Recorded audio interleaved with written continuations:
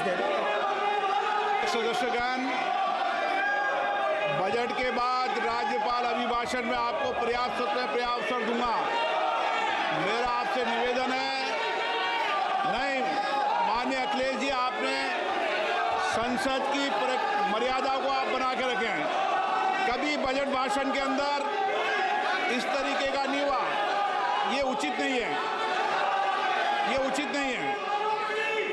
Akhilesh ji please, मैं आपको मौका दूंगा राज्यपाल अभिभाषण पे, प्लीज। नो, ये तरीका ठीक नहीं है। नो,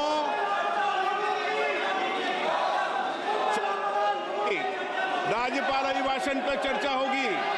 नो तरीका। Honorable Speaker, I present the budget for 25-26. This budget continues our government's efforts to A. Accelerate growth, B. Secure inclusive development, C. Invigorate private sector investments, D. Uplift household sentiments, and E. Enhance spending power of India's rising middle class. Together, we embark on a journey to unlock our nation's tremendous potential for greater prosperity and global positioning under the leadership of Honorable Prime Minister Shri Narendra Modi. As we complete the first quarter of the 21st century, continuing geopolitical headwinds suggest lower global economic growth over the medium term. However, our aspiration for a Vikasit Bharat inspires us, and the transformative work we have done during our government's first 2 terms guides us to march forward resolutely. Our economy is the fastest growing among all major economies. Our development track record for the past 10 years and structural reforms have drawn global attention. Confidence in India's capability and potential has only grown in this period. We see the next 5 years as a unique opportunity to realize Sabka Vikas, stimulating balanced growth of all regions.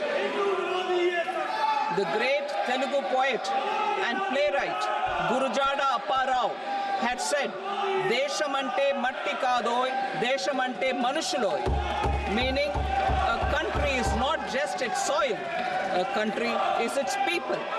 In line with this, for us, Vikasit Bharat encompasses zero poverty, 100% quality good school education, access to high quality, affordable and comprehensive health care, 100% skilled labor with meaningful employment, 70% women in economic activities, and farmers making our country the food basket of the world.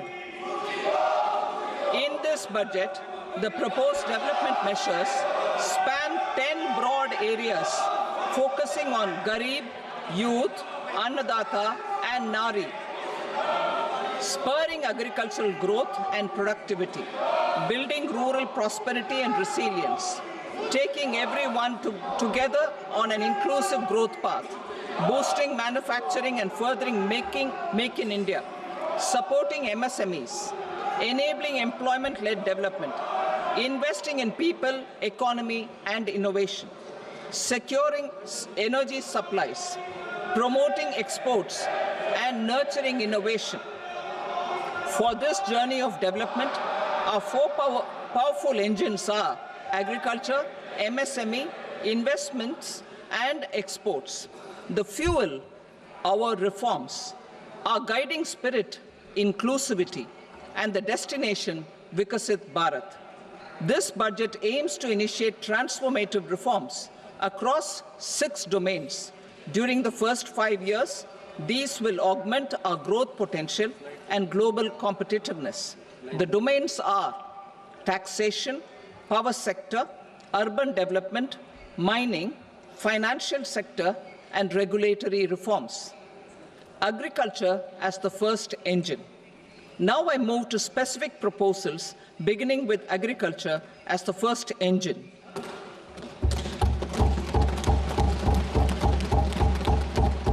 Prime Minister Dhan Dhanya Krishi Yojana, developing agri-districts program. Motivated by the success of the aspirational district program, our government will undertake a Prime Minister Dhan Dhanya Krishi Yojana in partnership with states. Through the convergence of existing schemes and specialized measures, the program will cover 100 districts with low productivity, moderate crop intensity, and below average credit parameters. It aims to 1. Enhance agricultural productivity, 2. Adopt crop diversification and sustainable agricultural practices, 3. Augment post-harvest storage at the panchayat and block level, 4. Improve irrigation facilities, and 5. Facilitate availability of long-term and short-term credit. This program is likely to help 1.7 crore farmers. Building rural prosperity and resilience. A comprehensive multi-sectoral rural prosperity and resilience program will be launched in partnership with the states. This will address underemployment in agriculture through skilling, investment, technology, and invigorating the rural economy. The goal is to generate ample opportunities in rural areas so that migration is an option but not a necessity. The program will focus on rural women, young farmers, rural youth, marginal and small farmers, and landless families. The details are in Annexure A. Domestic best practices will be incorporated, and appropriate technical and financial assistance will be sought from multilateral development banks. In Phase 1, 100 developing agri-districts will be covered. Atmanirbharta in pulses. Our government is implementing the National Mission for Edible Oil Seed for achieving Atmanirbharta in edible oils. Our farmers have the capability to grow enough for our needs and more. 10 years ago, we made concerted efforts and succeeded in achieving near self-sufficiency in pulses. Farmers responded to the need by increasing the cultivated area by 50%, and government arranged for procurement and remunerative prices. Since then, with rising incomes and better affordability, our consumption of pulses has increased significantly. Our government will now launch a 6-year mission for Atmanirbharta in pulses with a special focus on Tuar, Urad, and Masoor. Details are in Annexure B. Central agencies such as NAFED and NCCF will be ready to procure these 3 pulses as much as offered during the next 4 years from farmers who register with these agencies and enter into agreements. Comprehensive program for vegetables and fruits. It is encouraging that our people are increasingly becoming aware of their nutritional needs. It is a sign of a society becoming healthier. With rising income levels, the consumption of vegetables, fruits, and Shri Anna is increasing significantly. A comprehensive program to promote production, efficient supplies, processing, and remunerative prices for farmers will be launched in partnership with the states. Appropriate institutional mechanisms for implementation and participation of farmer-producer organizations and cooperatives will be set up. Makhana Board in Bihar. For this, there is a special opportunity for the people of Bihar. A Makhana Board will be established in the state to improve production, processing, value addition, and marketing of makhana. The people engaged in these activities will be organized into FPOs. The board will provide hand-holding and training support to makhana farmers and will also work to ensure they receive the benefits of all relevant government schemes. A national mission on high-yielding seeds will be launched, aimed at 1. Strengthening research ecosystem, 2. Targeted development and propagation of seeds with high yield, pest resistance, and climate resilience, and 3. Commercial availability of more than 100 seed varieties released since July 2024. India ranks second largest globally in fish production and aquaculture. Seafood exports are valued at 60,000 crore rupees. To unlock the untapped potential of the marine sector, our government will bring in an enabling framework for sustainable harnessing of fisheries from Indian exclusive economic zone and high seas, with a special focus on the Andaman and Nicobar and Lakshadweep Islands. For the benefit of lakhs of cotton growing farmers, I am pleased to announce a mission for cotton productivity. This 5-year mission will facilitate significant improvements in productivity and sustainability of cotton farming and promote extra long staple cotton varieties. The best of science and technology support will be provided to farmers. Aligned with our integrated 5F vision for the textile sector, this will help in increasing incomes of the farmers and ensure a steady supply of quality cotton for rejuvenating India's traditional textile sector. Kisan credit cards facilitate short-term loans for 7.7 crore farmers, fishermen, and dairy farmers. The loan limit under modified interest subvention scheme will be enhanced from 3 lakh rupees to 5 lakh rupees for loans taken through the KCC. For Atmanirbharta in urea production, our government had reopened 3 dormant urea plants in the eastern region. To further augment urea supply, a plant with annual capacity of 12.7 lakh metric tons will be set up at Namrup in Assam.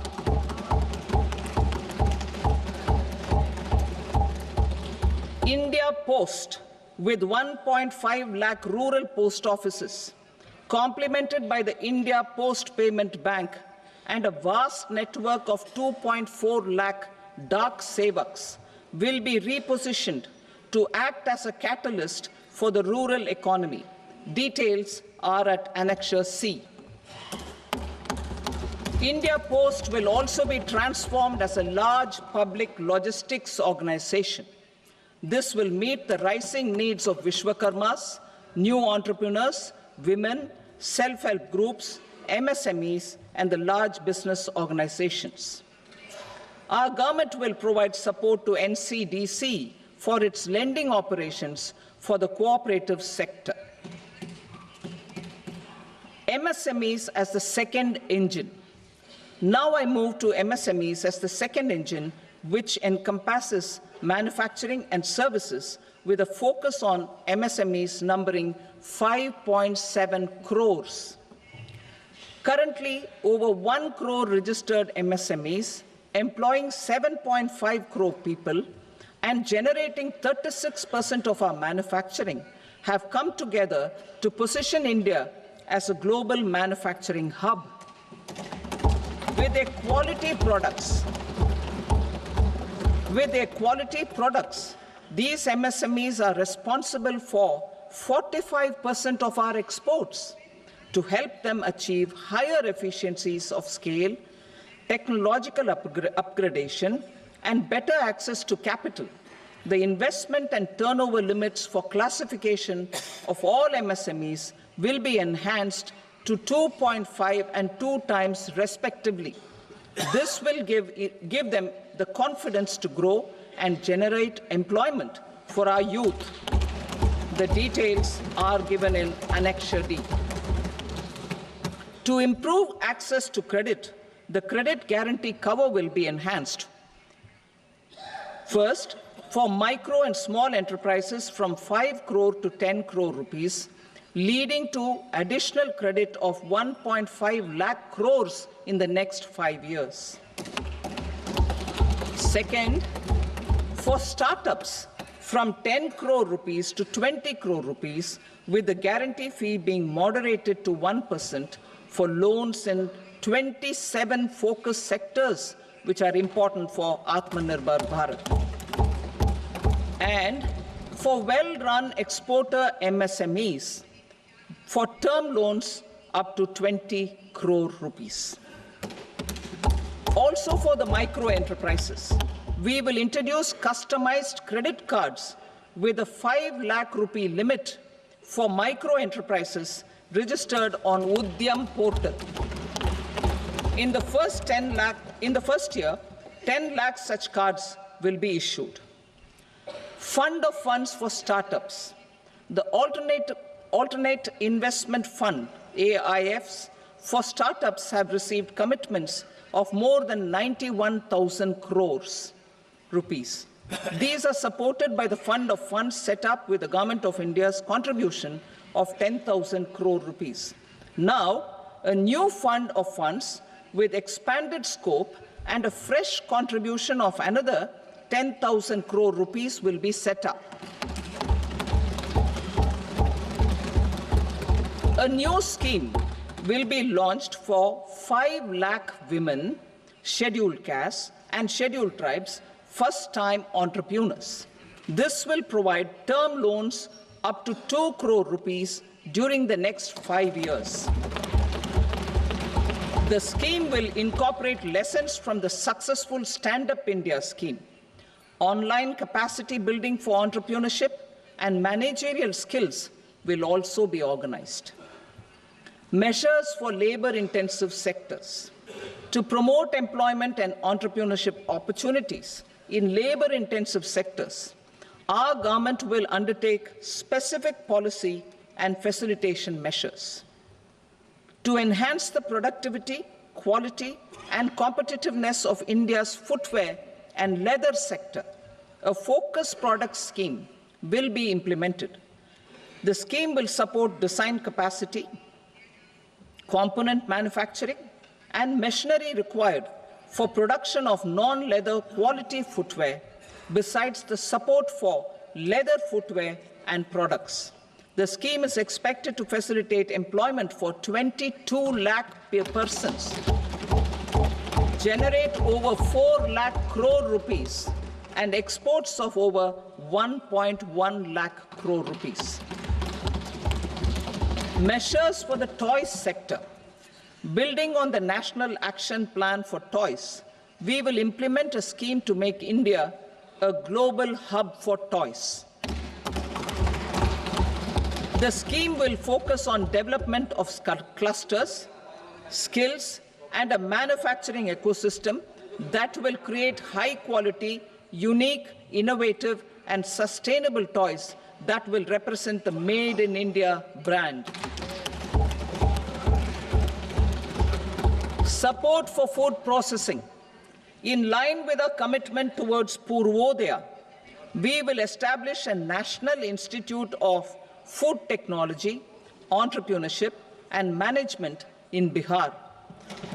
The institute will provide a strong fillip to food processing activities in the entire eastern region. This will result in 1.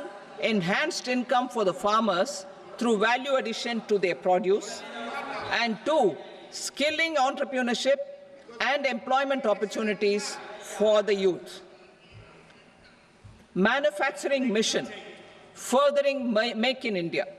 Our government will set up a national manufacturing mission covering small, medium, and large industries for furthering Make in India by providing policy support, execution roadmaps, governance, and monitoring framework for central ministries and states. Details are in Annexure E. Given our commitment to climate-friendly development, the mission will also support clean tech manufacturing.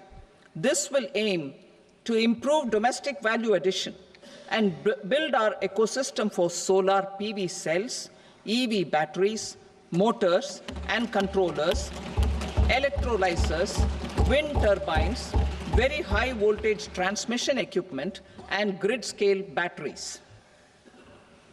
Investment as the third engine. Now I move to investment as the third engine, which encompasses investing in people, investing in the economy, and investing in innovation. Investing in people. Saksham Anganwadi and Poshan 2.0. Saksham Anganwadi and Poshan 2.0 program provides nutritional support to more than 8 crore children, 1 crore pregnant women and lactating mothers all over the country, and about 20 lakh adolescent girls in aspirational districts and the Northeast region. The cost norms for these nutritional support will be enhanced appropriately. Atal Tinkering Labs. 50,000 Atal Tinkering Labs will be set up in government schools in the next 5 years to cultivate the spirit of curiosity and innovation and foster a scientific temper among young minds. Broadband connectivity to government secondary schools and PHCs. Broadband connectivity will be provided to all government secondary schools and primary health centers in rural areas under the BharatNet project. Bharatiya Bhasha Pustak Scheme. We propose to implement a Bharatiya Bhasha Pustak scheme to provide digital form Indian language books for schools and for higher education. This aims to help students understand their subjects better and in their language. National Centers of Excellence for Skilling. Building on the initiative announced in the July 24 budget, 5 national centers of excellence for skilling will be set up with global expertise and partnerships to equip our youth with the skills required for Make for India, Make for the World manufacturing. The partnership will cover curriculum design, training of trainers, and a skills certification framework and periodic reviews. Expansion of capacity in IITs. Total number of students in 23 IITs has increased 100% from 65,000 to 1.35 lakh in the past 10 years.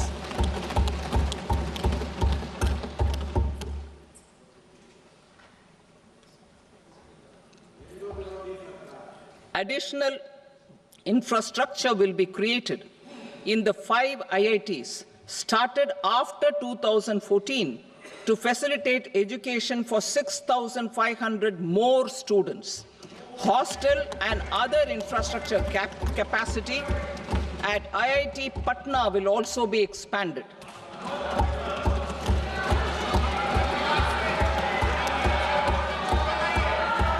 Center of Excellence.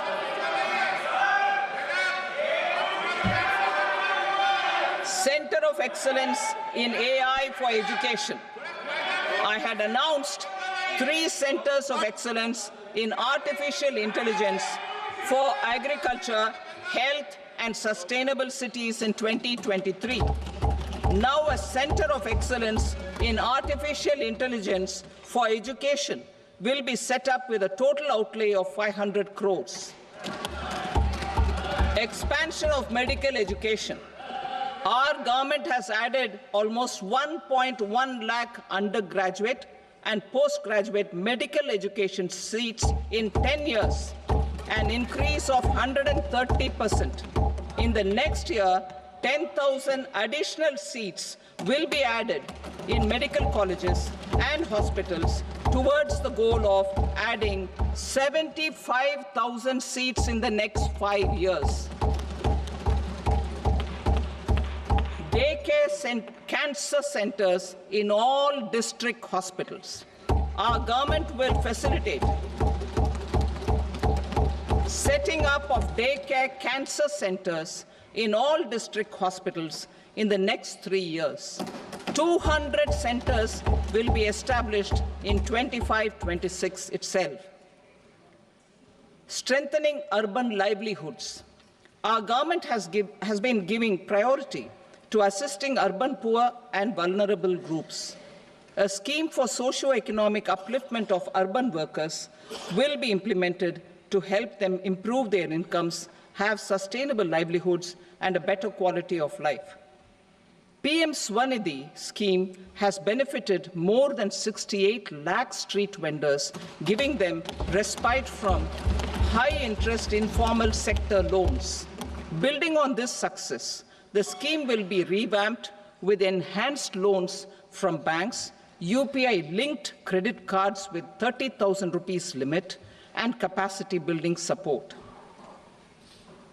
Social Security Scheme for welfare of online platform workers.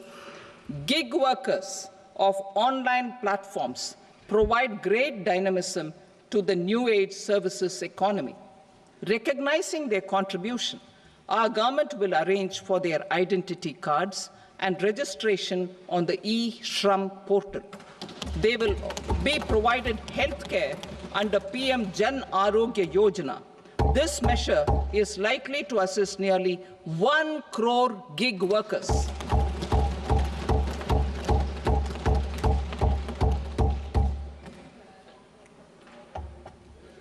Investing in the economy. Public-private partnership in infrastructure. Each infrastructure-related ministry will come up with a 3-year pipeline of projects that can be implemented in PPP mode. States will also be encouraged to do so and can seek support from the India Infrastructure Project Development Fund, which is a scheme to prepare PPP proposals. Support to states for infrastructure. An outlay of 1.5 lakh crore is proposed for the 50-year interest-free loans to states for capital expenditure and incentives for reforms. Building on the success of the first asset monetization plan announced in 2021, the second plan for 2025 to 30 will be launched to plow back capital of 10 lakh crore in new projects. Regulatory and fiscal measures will be fine-tuned to support the plan. Jal Jeevan Mission. Since 2019, 15 crore households representing 80% of India's rural population have been provided access to portable tap water connections. To achieve 100% coverage, I am pleased to announce the extension of this mission until 2028 with an enhanced total outlay. The mission's focus will be on the quality of infrastructure and O&M of rural piped water supply schemes through Jan Bhagidari. A separate MOU or separate MOUs will be signed with the states and union territories to ensure sustainability and citizen-centric water services delivery. Urban sector reforms. Building on the July budget proposals, urban sector reforms related to governance, municipal services, urban land and planning will be incentivized. Urban Challenge Fund. The government will set up an Urban Challenge Fund of 1 lakh crore rupees to implement the proposals for cities as growth hubs, creative redevelopment of cities, and for water and sanitation purposes announced in the July budget. This fund will finance up to 25% of the cost of bankable projects, with a stipulation that at least 50% of the cost is funded from bonds, bank loans, and PPPs. An allocation of 10,000 crore is proposed in 2025-26. Power sector reforms. We will incentivize electricity distribution reforms and augmentation of intra-state transmission capacity by states. This will improve financial health and capacity of electricity companies. Additional borrowing of 0.5% of GSDP will be allowed to states contingent on these reforms. Nuclear energy mission for Vikasit Bharat. Development of at least 100 gigawatt of nuclear energy by 2047 is essential for our energy transition efforts. For an active partnership with the private sector towards this goal, amendments to the Atomic Energy Act and the Civil Liability for Nuclear Damage Act will be taken up. A nuclear energy mission for research and development of small modular reactors with an outlay of 20,000 crore will be set up. At least 5 indigenously developed small modular reactors will be operationalized by 2033. Shipbuilding. The shipbuilding financial assistance policy will be revamped to address cost disadvantages. This will also include credit notes for shipbreaking in Indian yards to promote the circular economy. Large ships above a specified size will be included in the infrastructure harmonized master list. Shipbuilding clusters will be facilitated to increase the range, categories, and capacity of ships. This will include additional infrastructure, facilities, skilling, and technology to develop the entire ecosystem. Maritime Development Fund. For long-term financing for the maritime industry, a Maritime Development Fund with a corpus of 25,000 crore rupees will be set up. This will be for distributed support and promoting competition. This will have up to 49% contribution by the government, and the balance will be mobilized from ports and from private sector. UDAN regional connectivity schemes. UDAN has enabled 1.5 crore middle-class people to meet their aspirations for speedier travel. The scheme has connected 88 airports, and operationalized 619 routes. Inspired by that success, a modified UDAN scheme will be launched to enhance regional connectivity to 120 new destinations and carry 4 crore passengers in the next 10 years. 4 crore additional passengers in the next 10 years. The scheme will also support helipads and smaller airports in hilly, aspirational, and northeast regional districts. Greenfield airports will be facilitated in Bihar to meet the future needs of the state. These will be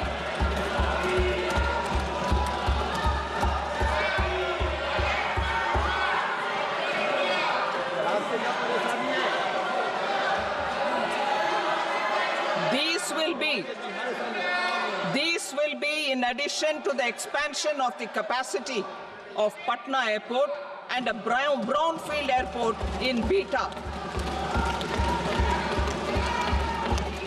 Western Kosi Canal project in Mithilanchal.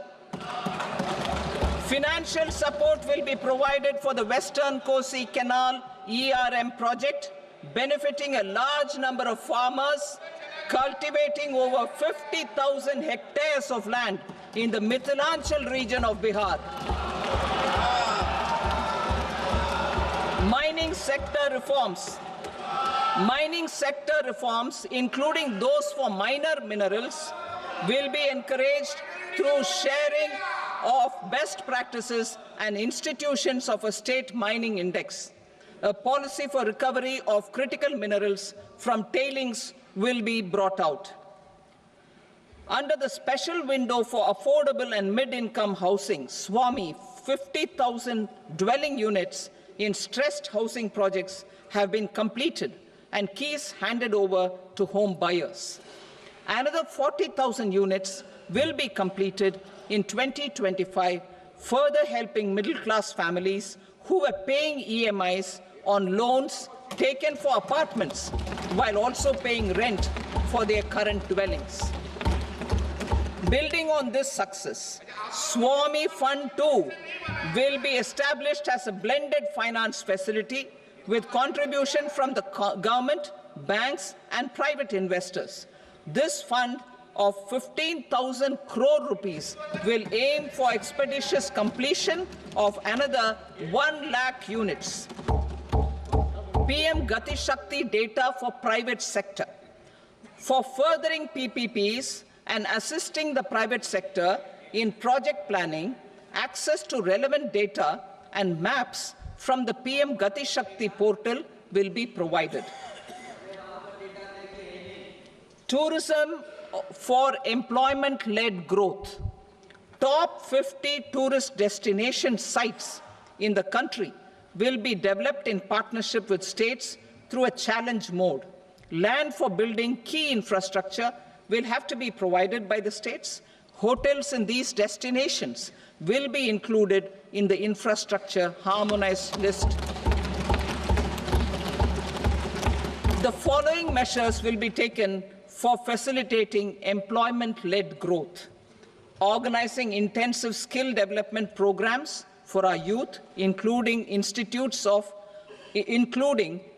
institutes of hospitality management, providing mudra loans for homestays, improving ease of travel and connectivity to tourist destinations, providing performance-linked incentives to states for effective destination management, including tourist amenities, cleanliness, and marketing efforts, and introducing streamlined e-visa facilities along with visa fee waivers for certain tourist groups.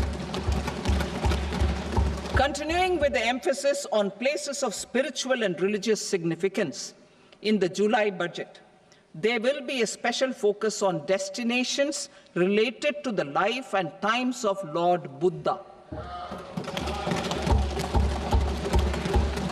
Medical tourism and heal in India. Medical tourism and heal in India will be promoted in partnership with the private sector, along with capacity building and easier visa norms. Investing in innovation. To implement private sector-driven research, development, and innovation initiatives announced in the July budget, I am now allocating 20,000 crore rupees for this purpose.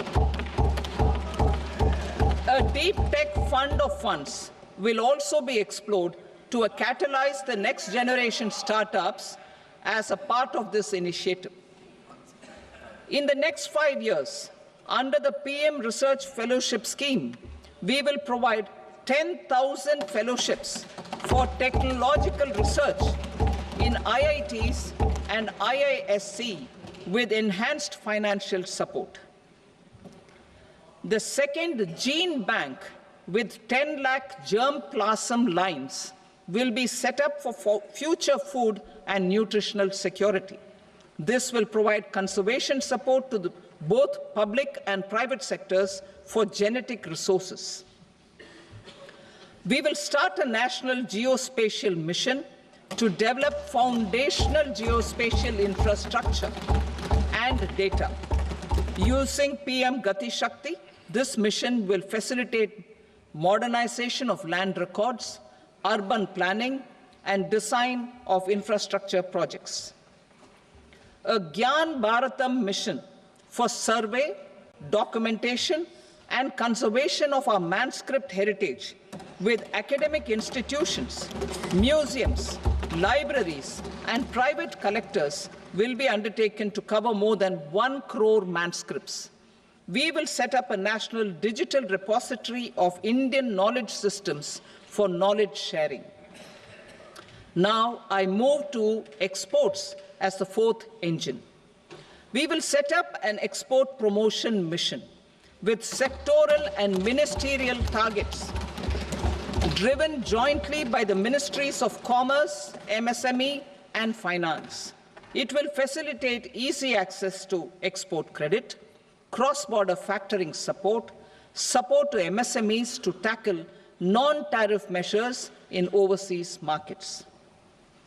A digital public infrastructure, Bharat Trade Net, for international trade will be set up as a unified platform for trade documentation and financing solutions.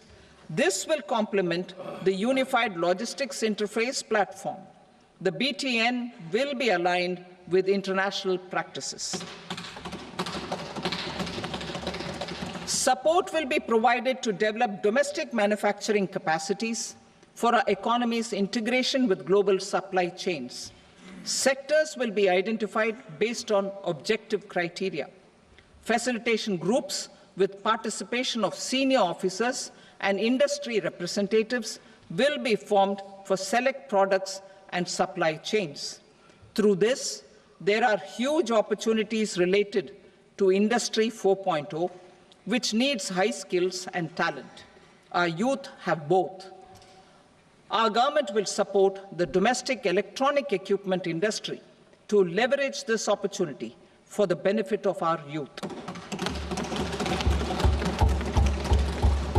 A national framework will be formulated as guidance to states for promoting global capability centers in emerging Tier 2 cities.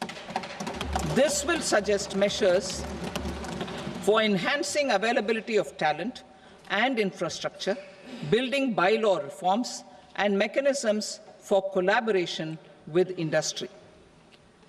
Our government will facilitate upgradation of infrastructure and warehousing for air cargo, including high-value perishable horticultural produce. Cargo screening and customs protocol will be streamlined and made user-friendly. Reforms as the fuel. Over the past 10 years, our government has implemented several reforms for convenience of taxpayers, such as faceless assessment, 2, taxpayer charter, 3, faster returns, 4, almost 99% returns being on self-assessment, and 5, Vivad Se Vishwas scheme.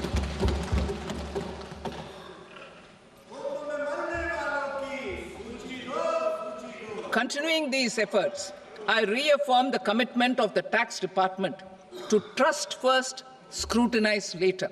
I also propose to introduce the new income tax bill next week. I will detail the indirect tax reforms and changes in direct taxes in Part B. Financial sector reforms. The FDI limit for the insurance sector will be raised from 74 to 100%. This enhanced limit will be available for those companies which invest the entire premium in India. The current guardrails and conditionalities associated with foreign investment will be reviewed and simplified. The services of India Post Payment Bank will be deepened and expanded in rural areas. NABFID will set up a partial credit enhancement facility for corporate bonds for infrastructure. Public sector banks will develop Grameen Credit Score framework to serve the credit needs of SHG members and people in rural areas. A forum for regulatory coordination and development of pension products will be set up. To implement the earlier announcement on simplifying the KYC processes, the revamped Central KYC Registry will be rolled out in 2025. We will also implement a streamlined system for periodic updating. Requirements and procedures for speedy approval of company mergers will be rationalized. The scope for fast-track mergers will also be widened and the process made simpler. As proposed in the interim budget, We signed bilateral investment treaties with 2 countries in 2024 to encourage sustained foreign investment, and in the spirit of First Develop India, the current model BIT will be revamped and made more investor-friendly. In the last 10 years, in several aspects, including financial and non-financial, our government has demonstrated a steadfast commitment to ease of doing business. We are determined to ensure that our regulations must keep up with technological innovations and global policy developments. A light-touch regulatory framework based on principles and trust will unleash productivity and employment. Through this framework, we will update regulations that were made under old laws. To develop this modern, flexible, people-friendly, and trust-based regulatory framework appropriate for the 21st century, I propose 4 specific measures. A high-level committee for regulatory reforms will be set up for a review of all non-financial sector regulations, certifications, licenses, and permissions. The committee will be expected to make recommendations within a year. The objective is to strengthen trust-based economic governance and take transformational measures to enhance ease of doing business, especially in matters of inspection and compliances. States will be encouraged to join in this endeavor. An investment friendliness index of states will be launched in 2025 to further the spirit of competitive, cooperative federalism. Under the Financial Stability and Development Council, a mechanism will be set up to evaluate impact of the current financial regulations and subsidiary instructions. It will also formulate a framework to enhance their responsiveness and development of the financial sector. In the Jan Vishwas Act 2023, more than 180 legal provisions were decriminalized. Our government will now bring up the Jan Vishwas Bill 2.0 to decriminalize more than 100 provisions in various laws.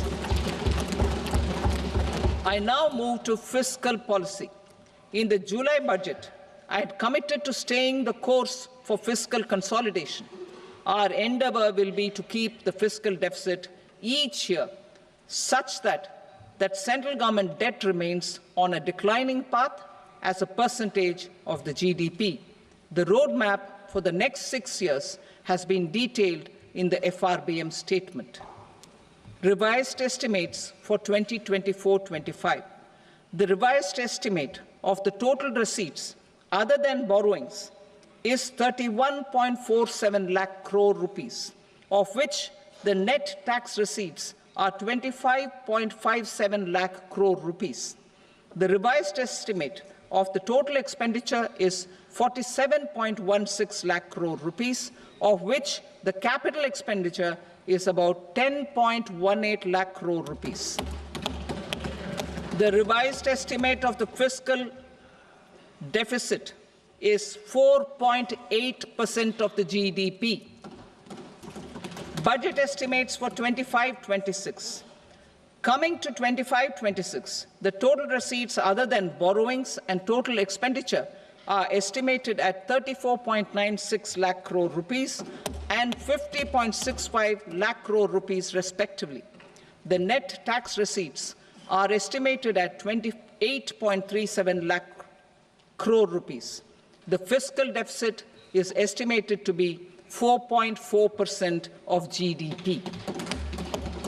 To finance the fiscal deficit, the net market borrowings from dated securities are estimated at 11.54 lakh crore. The balance financing is expected to come from small savings and other sources. The gross market borrowings are estimated at 14.82 lakh crore rupees. I will now move to Part B. Indirect taxes.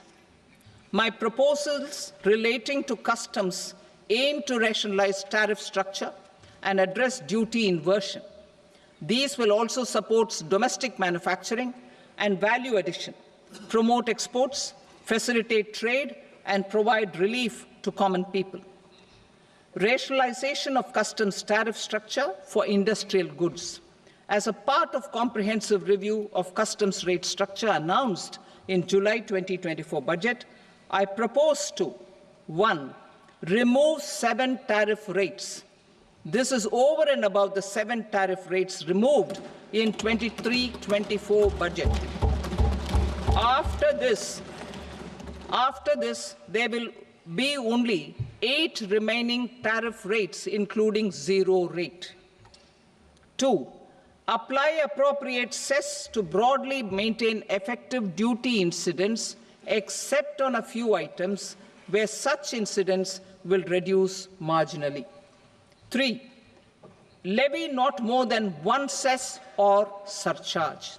Therefore, I propose to exempt social welfare surcharge on 82 tariff lines that are subject to a cess.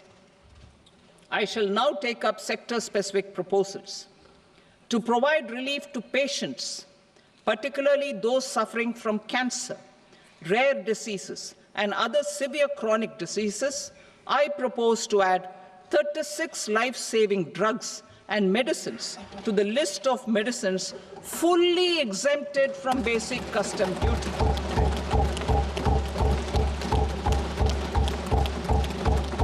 I also propose to add 6 life-saving medicines to the list attracting concessional custom duty of 5%. Full exemption and concessional duty will also respectively apply on the bulk drugs for manufacture of the above. Specified drugs and medicines under patient assistance programs run by the pharmaceutical companies are fully exempt from BCD, provided the medicines are supplied free of cost to the patients. I propose to add 37 more medicines along with 13 new patient assistance programs. Support to domestic manufacturing and value addition. Critical minerals. In the July 2024 budget, I had fully exempted BCD on 25 critical minerals that are not domestically available. I had also reduced BCD of 2 other such minerals to provide a major fillip to their processing, especially by MSMEs. Now, I propose to fully exempt cobalt powder and waste, the scrap of lithium-ion battery, lead, zinc, and 12 more critical minerals. This will help secure their availability for manufacturing in India and promote more jobs for our youth. To promote domestic production of technical textile products such as agro-textiles, medical textiles, and geotextiles at competitive prices, I propose to add 2 more types of shuttle-less looms to the list of fully exempted textile machinery. I also propose to revise the BCD rate on knitted fabrics covered by 9 tariff lines from 10 or 20 to 20% or 115 rupees per kg, whichever is higher. Electronic goods. In line with our Make in India policy and to rectify inverted duty structure, I propose to increase the BCD on interactive flat panel display from 10% to 20% and reduce the BCD to 5% on open cell and other components. In 23-24 budget, for the manufacture of open cells of LCD, LED TVs, I had reduced the BCD on parts of open cells from 5% to 2.5%. To further boost the manufacture of such open cells, the BCD on these parts will now stand exempted. Lithium-ion battery. To the list of exempted capital goods, I propose to add 35 additional capital goods for EV battery manufacturing and 28 additional capital goods for mobile phone battery manufacturing. This will boost domestic manufacture of lithium-ion batteries, both for mobile phones and for electric vehicles. Shipping sector. Considering that shipbuilding has a long gestation period, I propose to continue the exemption of BCD on raw materials, components, consumables, or parts for the manufacture of ships for another 10 years.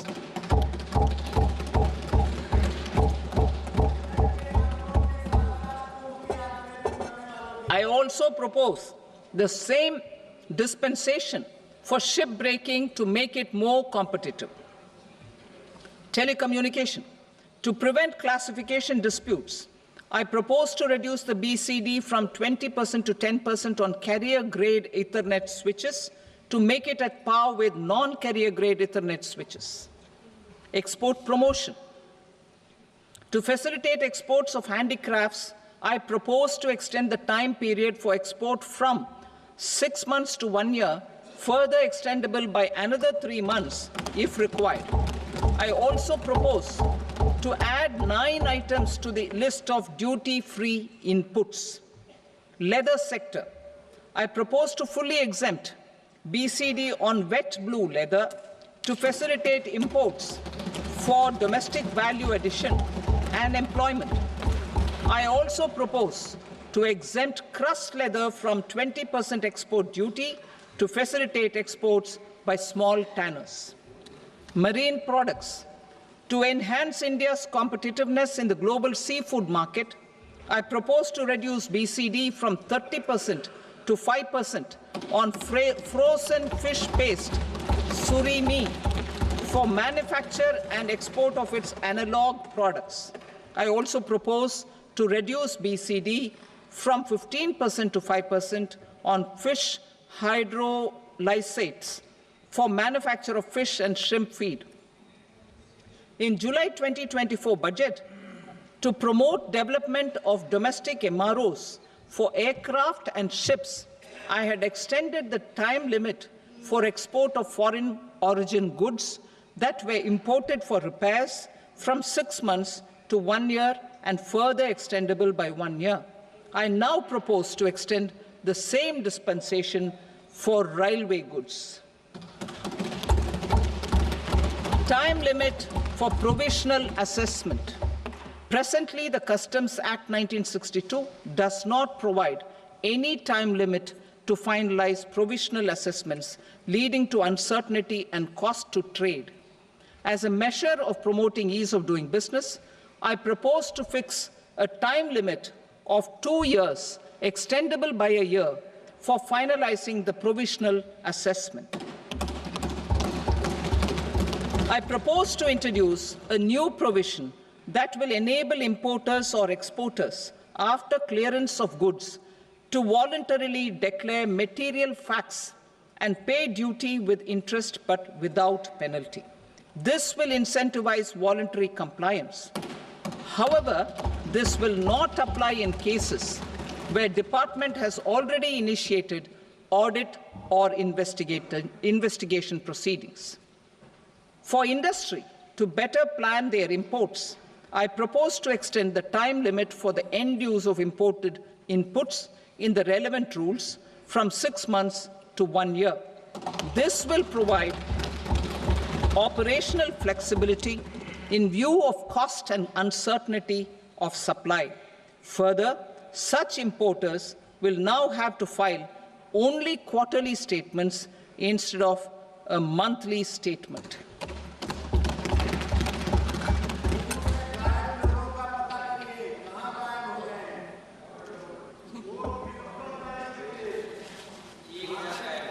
I now come to my direct tax proposals.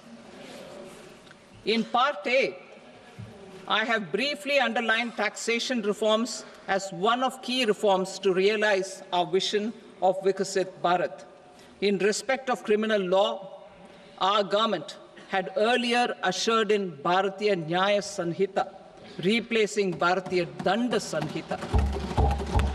I am happy to inform this August House and the country that for new income tax bill, will carry forward the same spirit of Nyaya in its drafting as well. The new bill will be clear and direct in text, with close to half of the present law in terms of both chapters and words. It will be simple to understand for taxpayers and tax administrators, leading to tax certainty and reduced litigation. Reforms, however, are not a destination. They are means to achieve good governance for our people and economy. Providing good governance primarily involves being responsive. The Tirukural captures this in verse 542, which reads, "Vaanokki vaazhum ulagallam, mannavan kol nokki vaazhum kudi," meaning, just as the living beings live expecting rains, citizens live expecting good governance. Our government is committed to keeping an ear to the ground and a finger on the pulse and responding while balancing our national building efforts.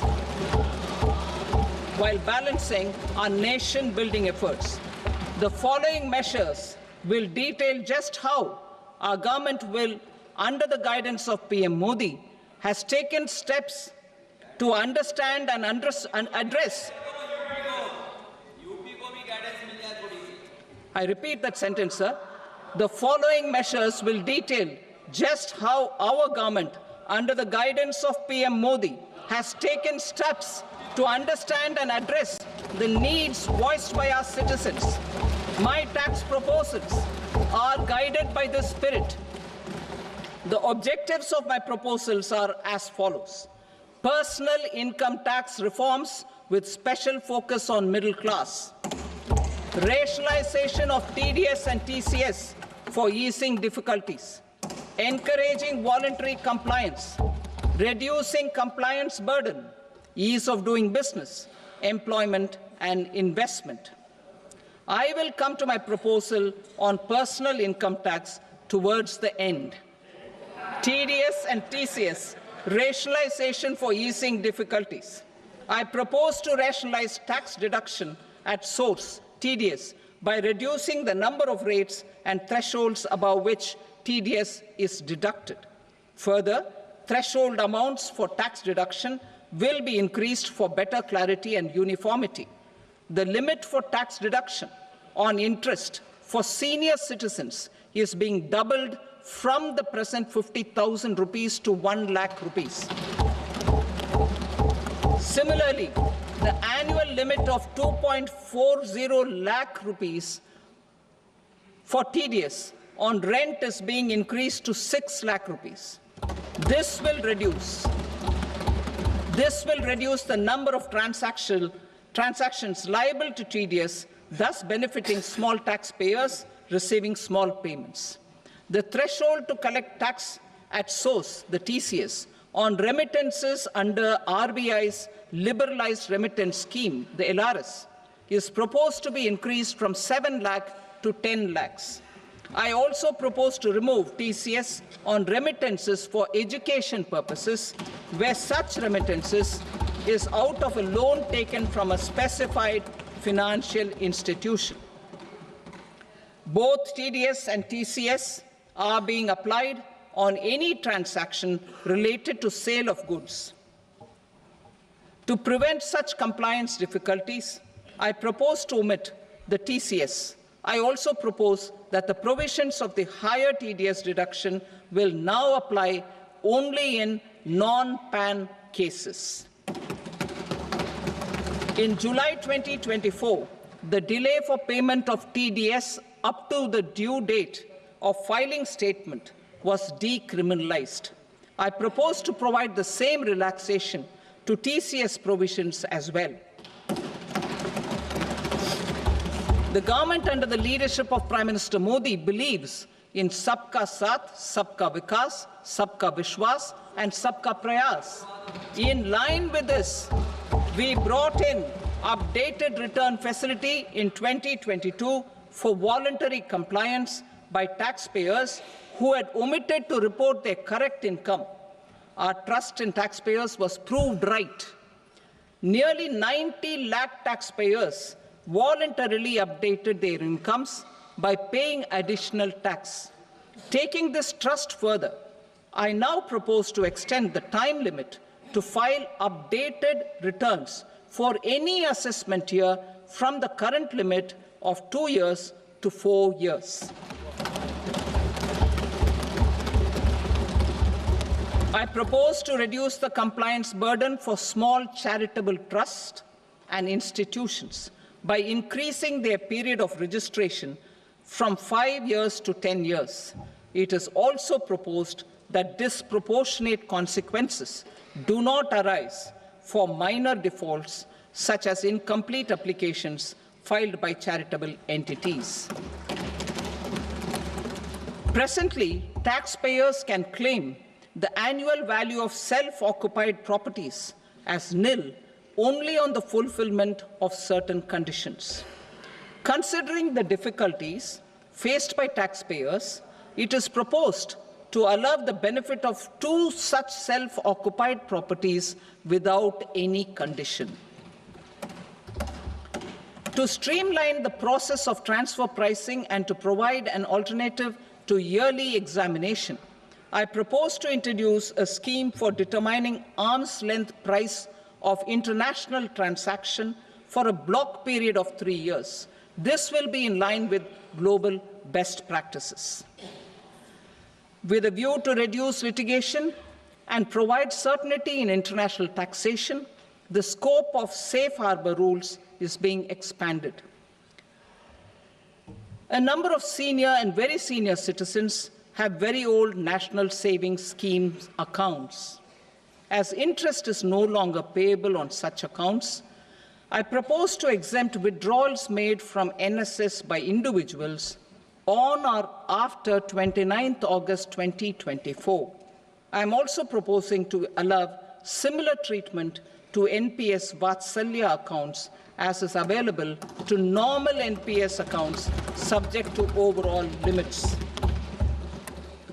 In my speech in July 2024, I had promised that all processes, including giving effect to appellate orders, shall be digitalized and made paperless over the next 2 years. So I'm happy to announce that digitalization is being made operational now. In July 2024, we brought in the Vivad Se Vishwas scheme to resolve income tax disputes pending in appeal. The scheme has received a great response, with nearly 33,000 taxpayers having availed of the scheme to settle their disputes. I have a few proposals to promote investment and employment. It is proposed to provide a presumptive taxation regime for non-residents who provide services to a resident company that is establishing or operating an electronics manufacturing facility. I further propose to introduce a safe harbor for tax certainty for non-residents who store components for supply to specified electronics manufacturing units. Presently, the tonnage tax scheme is available only to sea-going ships. The benefits of existing tonnage tax scheme are proposed to be extended to inland vessels registered under the Indian Vessels Act 2021 to promote inland water transport in the country. Extension for incorporation of startups. We continue to support the Indian startup ecosystem. I propose to extend the period of incorporation by 5 years to allow the benefit available to startups which are incorporated before 1/4/2030. In order to attract and promote additional activities in the IFSC, I am inter alia proposing specific benefits to ship leasing units, insurance offices, and treasury centers of global companies which are set up in IFSC. Further, to claim benefits, the cut-off date for commencement in IFSC has also been extended by 5 years to 31/3/2030. Category 1 and Category 2 AIFs are undertaking investments in infrastructure and other such sectors. I propose to provide certainty of taxation to these entities on the gains from securities, to promote funding from sovereign wealth funds and pension funds to the infrastructure sector. I propose to extend the date of making an investment by 5 more years up to 31st March 2030.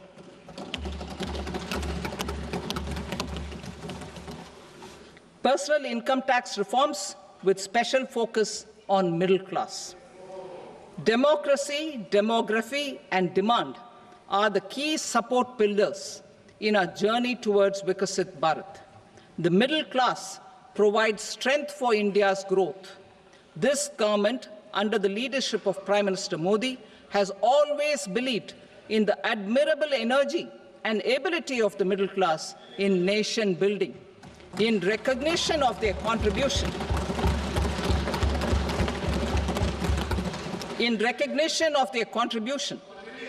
we have periodically reduced their tax burden.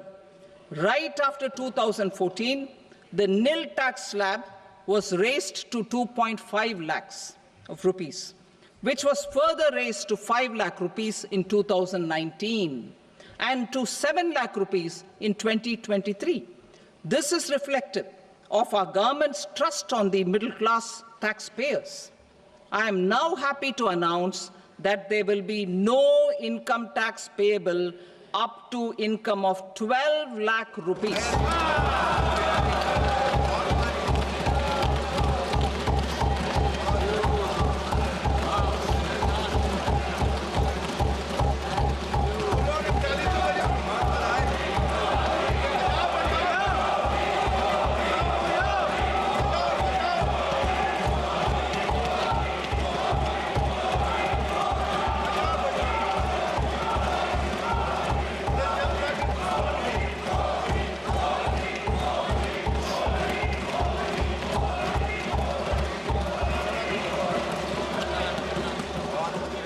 So, average income of 1 lakh per month, other than the special rate income such as capital gains, under the new regime. This limit will be 12.75 lakh for salaried taxpayers due to the standard deduction of 75,000. Slabs and rates are being changed across the board to benefit all taxpayers. The new structure will substantially reduce the taxes of the middle class and leave more money in their hands, boosting household consumption, savings, and investment. In the new tax regime, I propose to revise tax rate structures as follows: 0 to 4 lakh rupees nil, 4.8 lakh rupees to 4 to 8 lakh rupees 5%, 8 to 12 lakh rupees 10%, 12 to 16 lakh rupees 15%, 16 to 20 lakh rupees 20%, 20 to 24 lakh rupees 25%, and above 24 lakh rupees 30%. To taxpayers up to 12 lakh of normal income, other than special rate income such as capital gains. I read that again. To taxpayers up to 12 lakh of income, other than special rate income such as capital gains, tax rebate is being provided in addition to the benefit due to slab rate reduction in such a manner that there is no tax payable by them. The total tax benefit of slab rate changes and rebate at different income levels can be illustrated with a few examples. A taxpayer in the new regime with an income of 12 lakh rupees will get a benefit of 80,000 rupees in tax, which is 100% of tax payable as per the existing rates. A person having income of 18 lakh rupees will get a benefit of 70,000 rupees in tax, that is 30% of tax payable as per existing rates. A person with an income of 25 lakh gets a benefit of 1,10,000 rupees, that is 25% of his tax payable as per existing rates. Details of my tax proposals are given in the annexure. As a result of these proposals, Honorable Speaker, sir, revenue of about 1 lakh crore in direct taxes and 2,600 crores in indirect taxes will be foregone. Mr. Speaker, sir, with this, I commend the budget to this august House.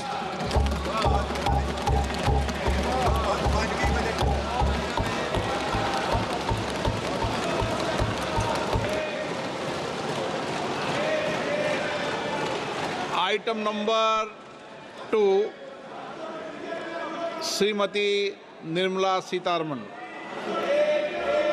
Sir, with your permission, I rise to lay on the table the following statements under Section 3(1) of the Fiscal Responsibility